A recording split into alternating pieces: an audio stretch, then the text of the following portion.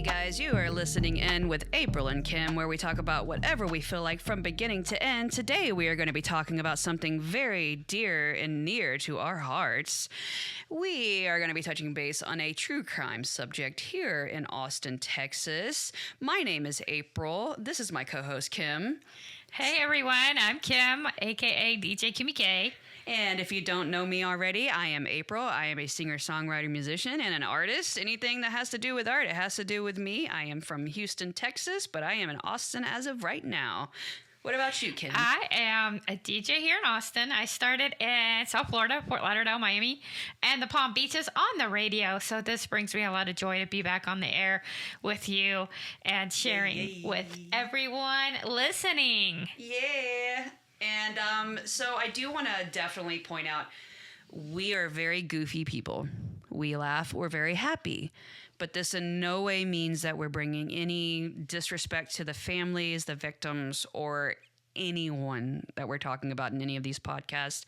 So please, if you feel offended in any way, know for a fact we did not intend to do that. We're just goofy. We like to laugh. We find lightness in the dark. So, so stick around with us. This episode is going to be one of a few segments. It's a very long subject for many reasons. And I'm just going to go right out and say it. I'm convinced Austin has a serial killer. I am convinced Austin has a serial killer. Yeah. If you're not from Austin, well, you're going to be in for some knowledge here. Yeah, and if you are from Austin and you don't know anything about this, you're obviously Patrick living under a rock. This has been going on for quite some time, and it seems to be only speeding up and just kind of getting worse. The last body found was actually this December 1st. So it's not stopping. It's continuously going.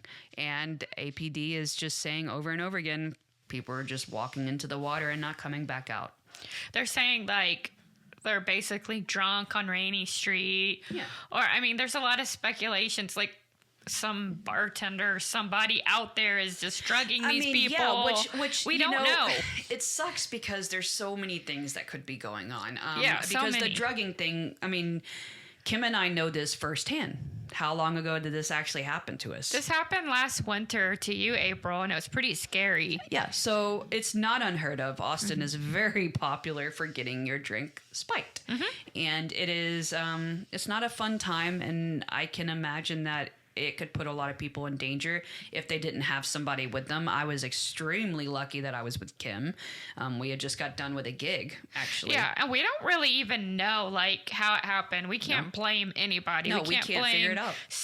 Bartender or anything. We don't know. But it comes down to the we do know same, something happened to you. Yeah, it comes down to the same, I had one drink. Yeah. There's no way. There's no way that you're like... Yeah, I mean... The way you were... I was at very Coney sick. Island trying to walk down 6th Street. It was it was crazy. I felt like I was on the teacup. So, yeah, to get back on subject, we're going to be talking about victims that we think are victims that are being, kind of hidden under the rug. This goes back quite some time. A lot of people are speculating that this started with Martin Gutierrez. And I'm going to say his name, Martin Gutierrez. Martin Gutierrez, because his name is needing to be said, because it is just still being claimed that he just walked into the water and never came back out. But it doesn't make sense. This guy was a very well-known, very good swimmer, and he had, again, one drink. I mean, he had one drink. His family was with him. His family was there to say he had one drink. He had one drink. By the time that he made it to his second bar, he was so inebriated that they wouldn't even serve him. They were like, nope, we refuse to serve you. You're obviously drunk. He was with his friends. He left out the back. They didn't see him leave. And the last anybody saw of him was him bolting, running down Rainy Street towards 35. It just makes no sense. So he was found in Lady Bird Lake like all of these other bodies, and he just walked in and never came back out. then there was blunt force trauma.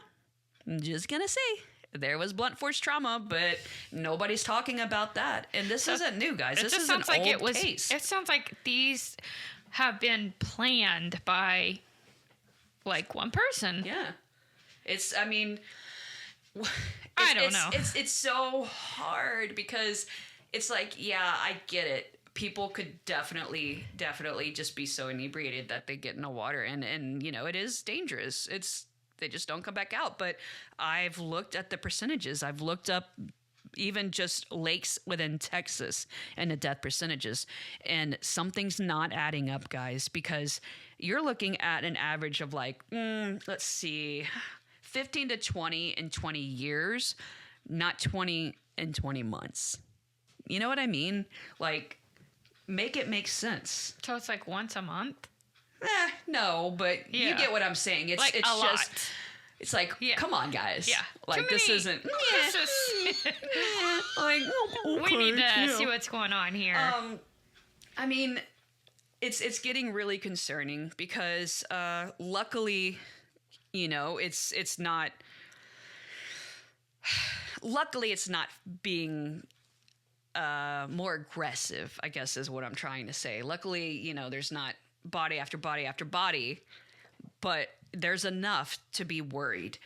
This has been going on for multiple years. Is it all males they're finding? Yeah, so that's the funny thing is that it's mostly males. And another thing is a lot of people are saying it's the smiley face killer, because I don't know if you've ever heard about that. No. Okay, so this is going to be probably part 3 of one of our segments where we talk about this, but the smiley face killer. A lot of the bodies that have been found in Lady Bird Lake, there's been smiley faces tagged, which, I mean, it's a very popular tagging thing to do. Wait, say that again? So near the bodies, there have been smiley faces by a few, not all. Okay. But I'm just saying this is a conspiracy. This is one of the conspiracies going around. Okay.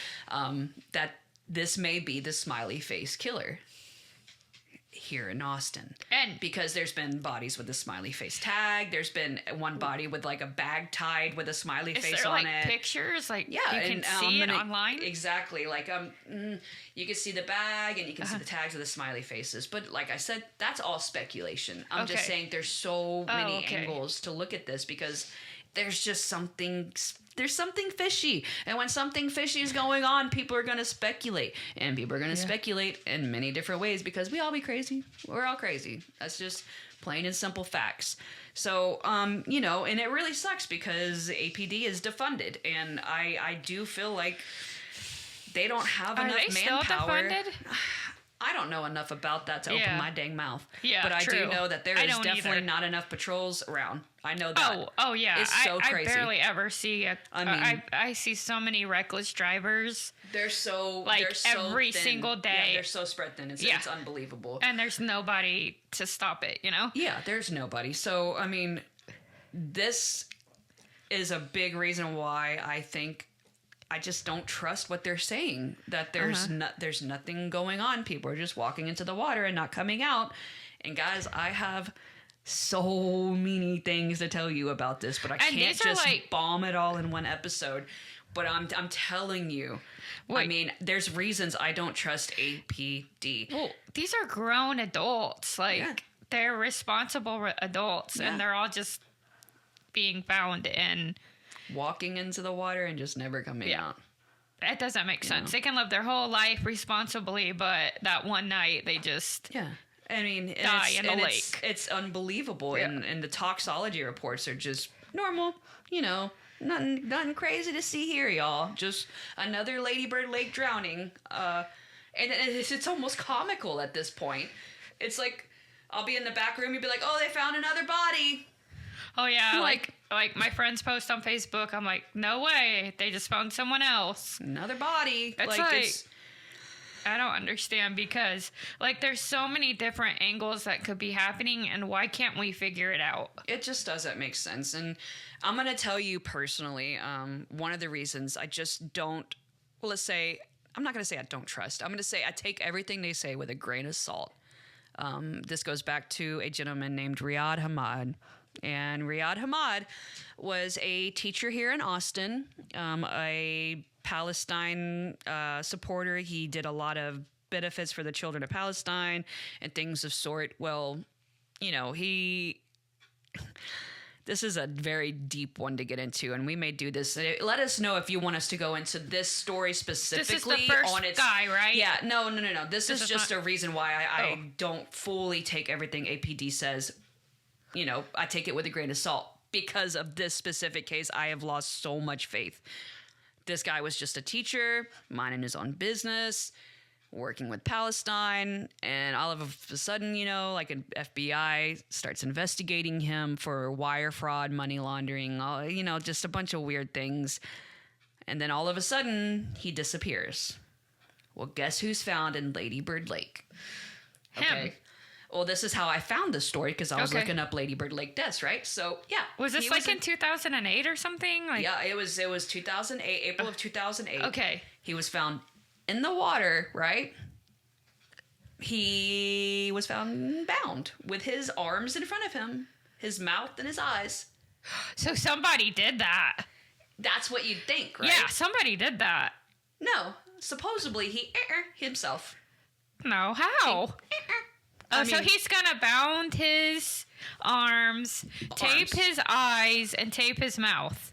I'm gonna let you know right now, if I chose to, that would definitely not be my choice. No. Good Lord. I mean, something's just really not adding up here. So it's like somebody was after him. I'm talking about people, they're not victims, there's park goers walking by that were describing it, and they were just like, this was just so gory, graphically, like, just they couldn't believe it when they said that he himself. That seems like how do you prove that? It doesn't make sense. How do you prove that he did that? That's what I'm saying, right? Like, how do you prove that? That just sounds like an easy way to say, this is what happened, bye. Move on with your life, you know? I mean, his eyes were covered in duct tape, his legs were also bound. I forgot about that. Yeah, his legs were bound too. So I'm going to bound my legs, bound my arms, bound my eyes. I've never heard of that happening to... And the guy was a Muslim. Their religion is very strict. Yeah. They don't mess around with that stuff. They don't mess around with that stuff. Okay? That's from what I hear. I mean, literally, it's just barbaric to think, that this gentleman would have done that to himself.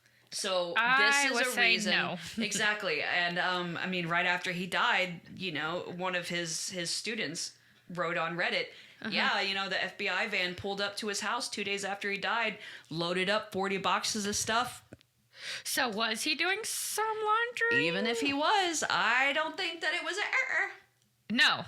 But that's my whole point I'm getting at. This is why I have so much hesitation with believing what they're telling us. Yeah. I think there's something very serious going on, and they don't want us to panic. Because you know what happens when Austin has a serial killer? People stop visiting.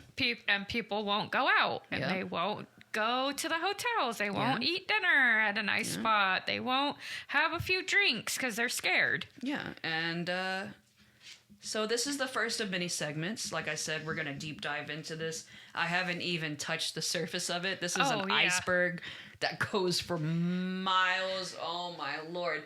So...